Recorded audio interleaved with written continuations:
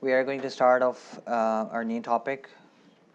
Most of the things that we have already discussed will be overlapped in this topic, and specifically in string methods, and we will also be talking about error handling.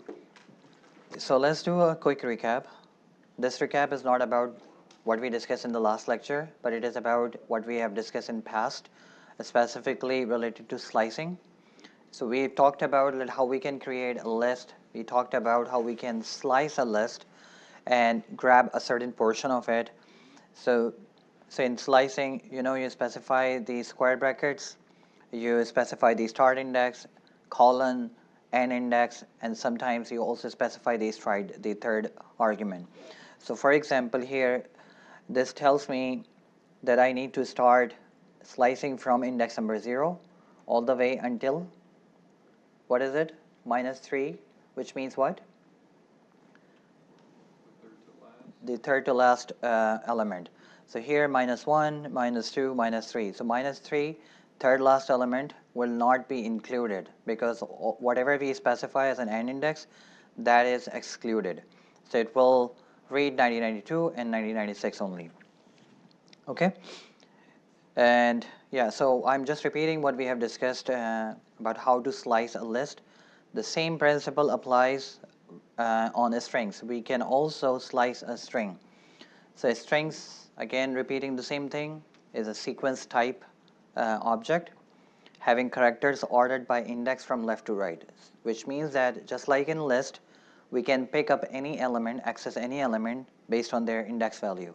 Similarly, in strings, we can pick up any character based on their index value. That is why they are called as sequence type.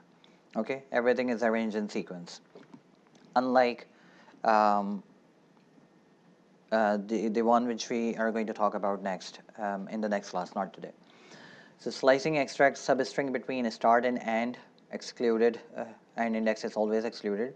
Let's say this is an example. URL is a variable name and it has a URL, and what we are trying to do is to extract the substring starting from 7 colon 23. So 23, whatever the character present at index number 23 will not be included. So it will be extracted and assign it to a new variable named domain, and then it will print the substring. So let's see, the first character is at index number 0, which is H. So 0, 1, 2, 3, 4, 5, 6, and 7. So E is the character which is placed at 7th index. So it will start reading from 7th index, which is E, and it will go all the way until 23rd minus 1, which is 22nd character, which is G. So it will just print this out. It works exactly in the same way as slicing would work on list. Okay? So again, repeating, this last index is not included. Negative numbers can also be used to specify an index related to the end of the string, as same as we would do it in list. So -2 corresponds to the second to last character, which would be excluded, so it will read only CSE-10. Okay? Any question? Okay, so let's talk about some operations. We have already discussed this in list. So we can omit a start index, and when we do not include a start index, what happens? Where will it start reading from? If I need to slice a string, if I do not specify the start index, where would it start from? 0. So by default, it will start reading from 0. Okay, so it will read all the in the entire string starting from 0 until index number 4. Similarly, we can also omit an index, and it will read all the way until the end if you do not specify the end index value. And slice stride, which is the third argument, you know that already.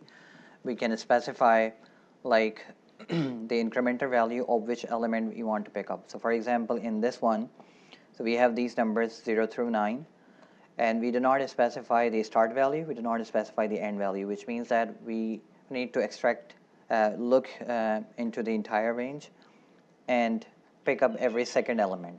So starting from 0, so it will pick 0, and then the second element is 2, and then 4, and then 6 and 8.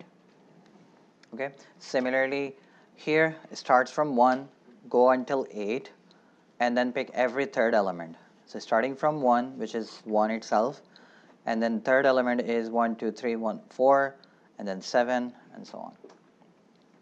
So you might be given these kind of simple questions like a simple string, and then I might give you an operation like this, and I would ask you like what would be an output.